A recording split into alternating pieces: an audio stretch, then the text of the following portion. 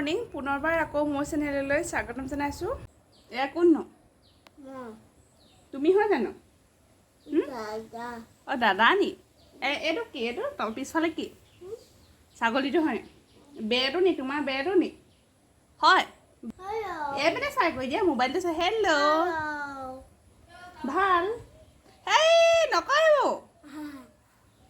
মোক জপোৱা জপোৱা জপোৱা দোকানখন জপাই থোৱা।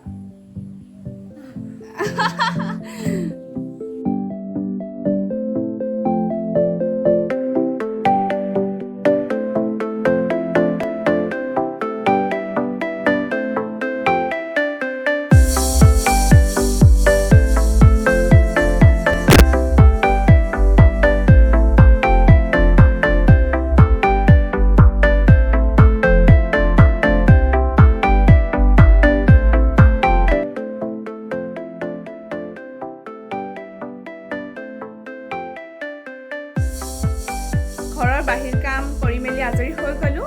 গা পা ধুই লওঁগৈ। ৰাতিপুৱা যিহেতু 9:30 বাজিছে, ৰাতিপুৱা ভাত সাজৰ কাৰণে প্ৰস্তুতি চলাব হৈ গ'ল। আৰু ঘৰত আনি থৈছে কুকুৰা মাংস। কুকুৰা মাংসৰ লগত কিবা নতুন ৰেচিপি এটা বনাম বুলি ভাবি আছোঁ।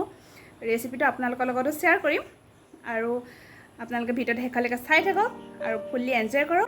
গা পা ধুই মেলি আজৰি হৈ গ'লোঁ। এতিয়া যাম ৰাতিপুৱা ভাত সাজৰ কাৰণে তৈয়াৰ কৰিবলৈ আৰু লগতে আপোনালোককো লৈ যাম। আহক তেন্তে মই যাম এতিয়া মোৰ ঘৰৰ সৰু পাকঘৰটোলৈ। ব'লক। পাকঘৰলৈ আহি দেখিলোঁ পাপাই আনি থৈছে এয়া ফ্ৰেছ পানীলাও আৰু আনি থৈছে শুকনি শাক। শুকনি শাক বহুত দিন যিহেতু খোৱা নাই, আজি শুকনি শাক আৰু কুকুৰা মাংসৰ কিবা নতুন ৰেচিপি এটা বনাম বুলি ভাবি আছোঁ। ফুল আৰু মছলাবিহীন আৰু জালুকীয়া বনাম বুলি ভাবিছোঁ, যিহেতু ঘৰৰ চবৰে কাহ পানী লগা চলি আছে। আৰু ভিডিঅ'টো ষ্টাৰ্ট কৰি দিওঁ। প্ৰথমে মই ভাজি লৈছোঁ। অলপ ৰঙচুৱা হোৱালৈকে ভাজি লওঁ। বেছিলা দিলোঁ তেজপাত, মিহিকৈ কাটি লওঁ 4টা পিঁয়াজ,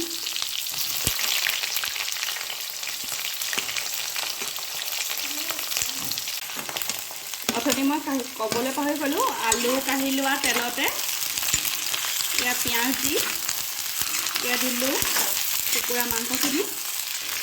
একদম মছলাবিহীনভাৱে বনাম।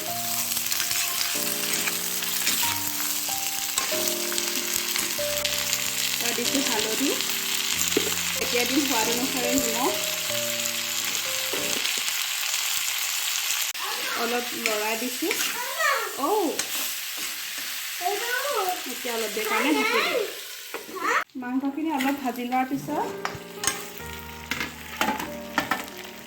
এতিয়া দিম অথনি ভাজি লোৱা অলপ ফ্ৰাই কৰি লোৱা আলুবোৰ।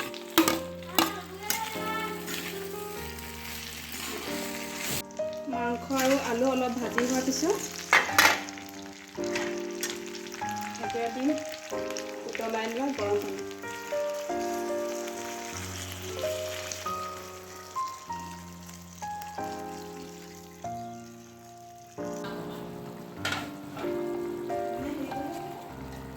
তেতিয়া দিম থেতেলি লোৱা আদা নহৰু। মায়ে আদা নহৰু মিক্সিটোত দিলে হালধি খুন্দি দিছিলে, সেইটো কাৰণে এতিয়া আদা নহৰু হালধীয়া।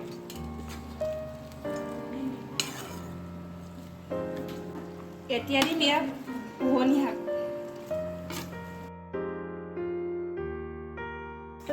এতিয়া একেবাৰে শেষত দিম জালুকৰ গুড়ি। ইয়াত জালুকৰ গুড়ি দি দিছোঁ। একেবাৰে সহজ পদ্ধতিৰে বনোৱা বাৰীৰ থলুৱা শাকৰ জালুকীয়া শাককণ ৰেডি হৈ গ'ল।